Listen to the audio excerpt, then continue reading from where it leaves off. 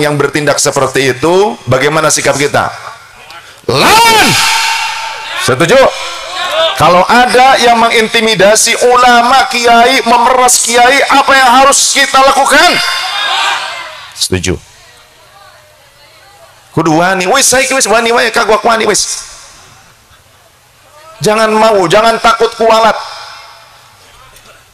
Memeras masyarakat, memeras umat itu halal.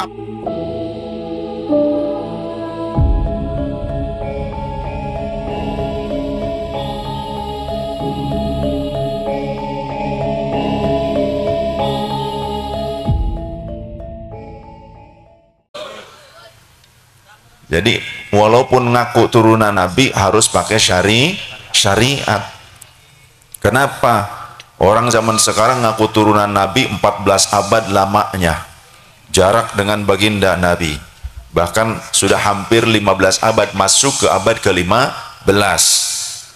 Tapi kalau kelakuannya ternyata nggak ngikutin Nabi, bahkan cenderung merusak syariat, maka jangan ngaku turunan Nabi. Memalukan. Betul tidak? Apalagi saya lihat video ada Habib mabok. Ini ya beneran ada ya. Saya masih simpan.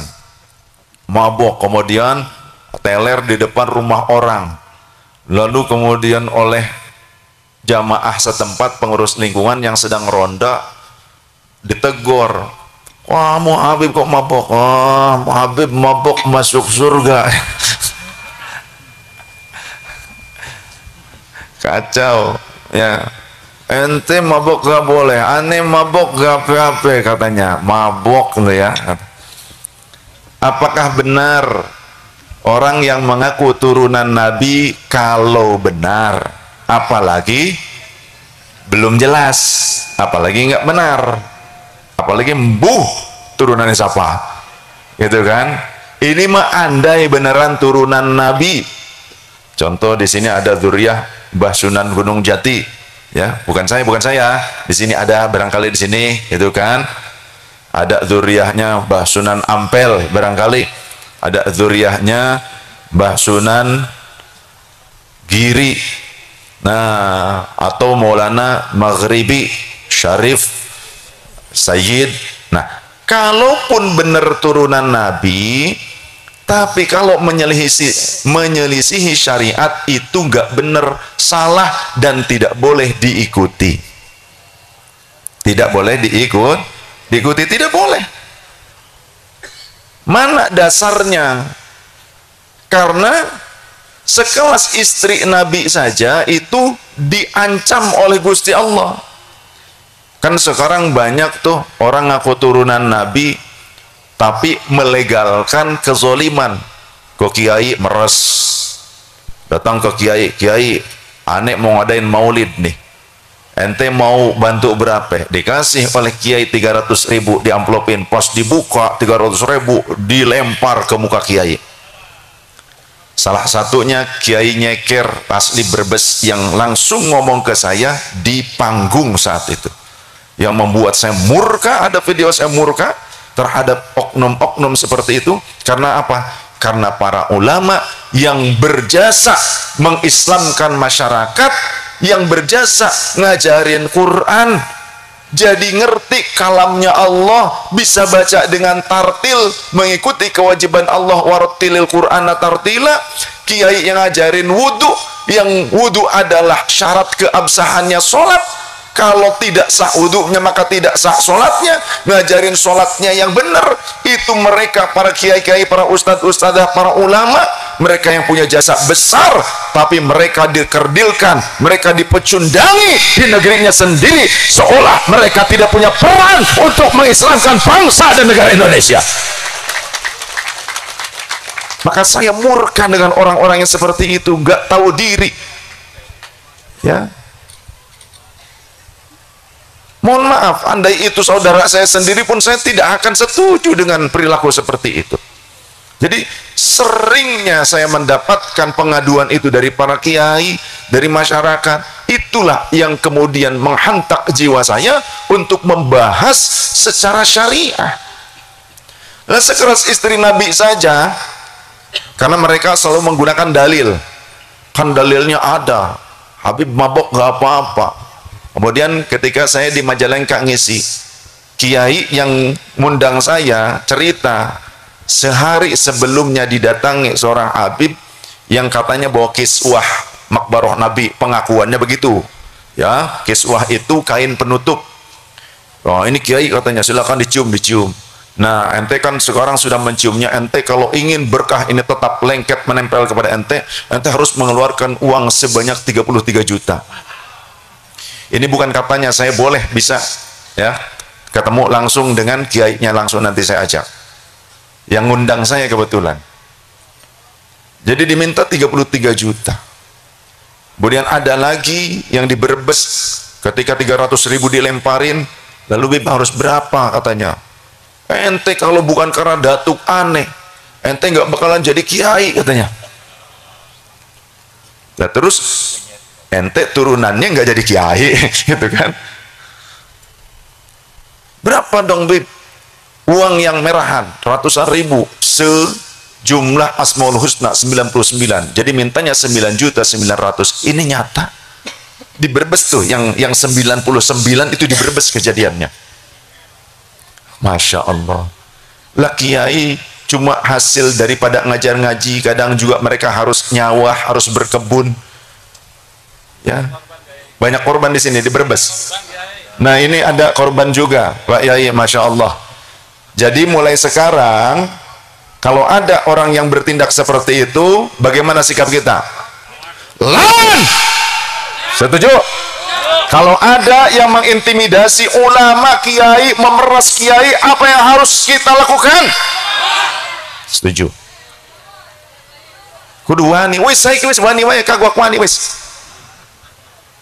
Jangan mau, jangan takut kualat. Memeras masyarakat, memeras umat itu halal apa haram menurut syariat? Haram. Uang hasil malak itu halal apa haram? Apalagi nyuri dari masyarakat, kambing orang diambil dengan alih-alih untuk maulid, halal apa haram? Haram.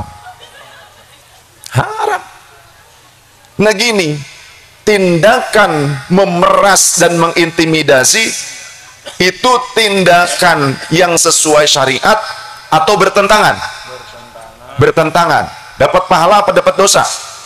Dosa. Baik. Kita coba pelajari dari Al-Quranul Karim, kalamnya Allah Ta'ala. Kita ini orang Islam, gih? Orang Islam, kitab sucinya Al-Quran. Mereka melakukan tindakan itu, melegalisirnya, menghalalkan kezaliman itu pakai dalil. Dalilnya surah Al-Ahzab ayat 33. Innama yuridullahu liyudhhiba ankumur rijsa ahlal baiti wa yutahhirakum tathhira. Wallahu wa rasuluhu a'lam bi muradi wa makna. Innama yuridullahu, innama, tidak ada yang lain, sesungguhnya, hanya, gitu ya. Kalau ilmu balaghah kan begitu, seolah-olah tidak ada yang lain tujuannya. Innama yuridullahu, Allah berkehendak, liyudhhiba ankumur rijsa, untuk menghilangkan rijsun, itu kotoran, dari diri kalian. Ahlal baiti, wahai ahlul bait Nabi. Siapa yang dimaksud pada ayat ini? Yang dimaksud pada ayat ini di dalam kitab-kitab tafsir seperti Ruhul Ma'ani ya, tafsir Al-Quranul Azim, ternyata Sayyiduna Ali, Sayyidah Fatimah radhiyallahu anha, Sayyidul Hasan wal Husain radhiyallahu anhuma. Di dalam asbabun nuzulnya ternyata berkenan dengan itu. Nah, nanti ada sangkut pautnya dengan istri-istri Nabi juga, karena ayatnya berkesinambungan dari ayat-ayat sebelumnya. Kita lanjutkan dulu yang ini, kalimat potongan ayat yang tadi. Jadi bukan satu ayat full, tapi itu potongan. Innama yuridullahu liyudhhiba ankumur rijsa ahlal baiti wa yutahhirakum tathhira.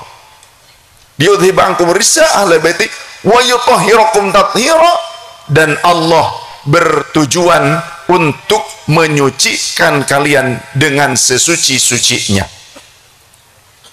Lantas kemudian ada orang yang menggunakan potongan ayat ini dengan tujuan untuk memvalidasi, membenarkan tindakan buruknya yang bertentangan dengan syariatul Islam.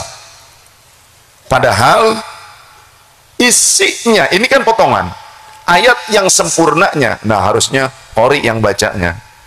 Ya setidaknya yang suaranya bagus. Ini saya bawa ini. Ya. A'udzu billahi minasy syaithanir rajim. Bismillahirrahmanirrahim.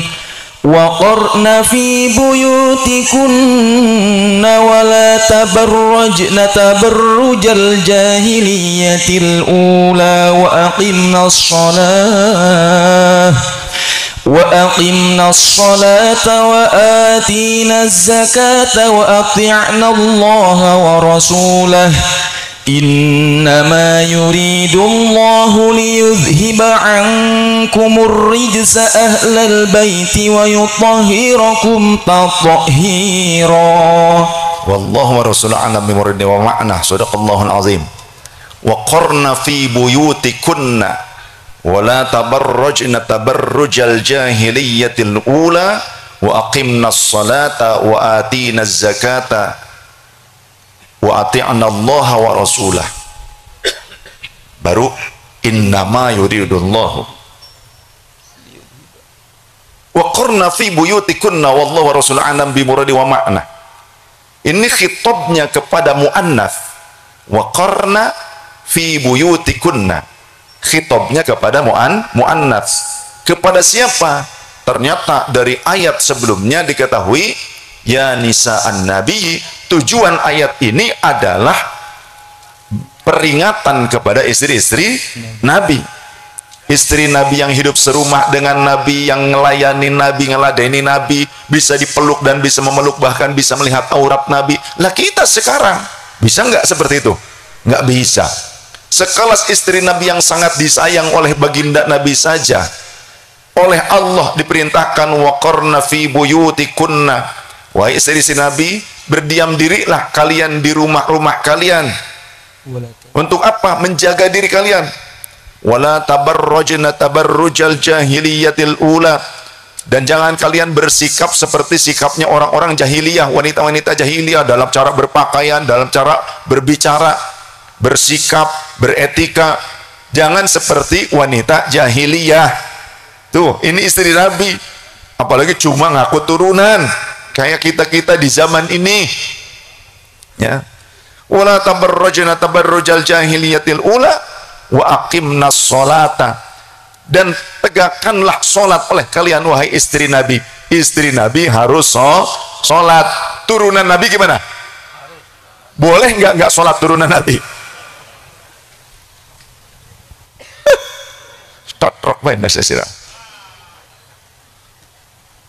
Ada ini kenyataan juga di Majalengka, pas namu waktunya sholat kemudian adzan, Habib ayo ke masjid kita sholat, ente aja yang sholat, Habib mengentu sholat ya suka surga, gitu ngomongnya. Ini kejadian waktu saya ke Majalengka, ya, laporan dari kiai setempat. Astagfirullahaladzim, rusak ini nama keluarga Nabi, rusak kesucian ahlul bait Nabi, rusak dengan orang-orang seperti itu. Ahlul bait Nabi yang dimaksud Sayyidah Fatimah radhiyallahu anha, Sayyidina Ali karramallahu wajha, Sayyidina Hasan wal Husain radhiyallahu anhuma. Wala tabarrujna tabarrujal jahiliyah ula waqimna sholata wa atina zakata. Wahai istri-istri Nabi, tunaikanlah zakat. Artinya harus berbagi. Jangan ini mengaku turunan Nabi malah malakin. Ulama yang harusnya disayang oleh kita diperhatikan. Mereka yang berhak mendapatkan infak dari kita, ya. Walladzina uhsiru fi sabilillahi la yastati'una darban fil ard yahsabuhumul jahilu aghniya'a min at-ta'affuf ta'rifuhum bisimahum la yas'aluna an-nasa ilhafa al-baqarah. Mereka para orang-orang yang berdakwah dengan cara ngajar ngaji, bukan cuma jadi penceramah, khutbah, bukan. Yang dimaksud adalah orang-orang yang alim yang mengajarkan ilmu mereka, bukan penceramah, bukan. Jadi kalau jenengan bisa memberikan hadiah yang besar kepada penceramah atau kepada vokalis solawat, kepada artis solawat, tapi kalian tidak punya perhatian kepada guru-guru kalian yang ngajarin Al-Quran, kalamullah, yang ngajarin kalian sholat yang benar, ngajarin zakat, ngajarin puasa, ngajarin haji, kalian tidak punya perhatian kepada mereka di kampung kalian, maka berarti kalian sudah su'ul adab kepada orang-orang yang berhak mendapatkan penghormatan kalian.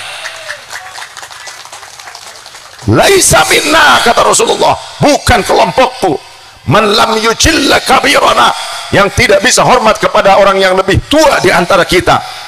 Wa yarham soghirana, yang tidak mampu menyayangi orang yang lebih muda di antara kita. Kemudian wa ya'rif li'alimina haqqahu, yang tidak mengerti haknya orang-orang alim di antara kalian. Maka kata Rasul, bukan kelompok kami. Artinya jika kita selama ini bisa baca Quran dari siapa? Dari guru di kampung apa dari saya? Dari kiai kampung. Kalian bisa sholat yang benar menurut syariat karena saya apa karena guru di kampung? Tapi pernah kalian nengokin gentongnya kiai kalian? Enggak kali.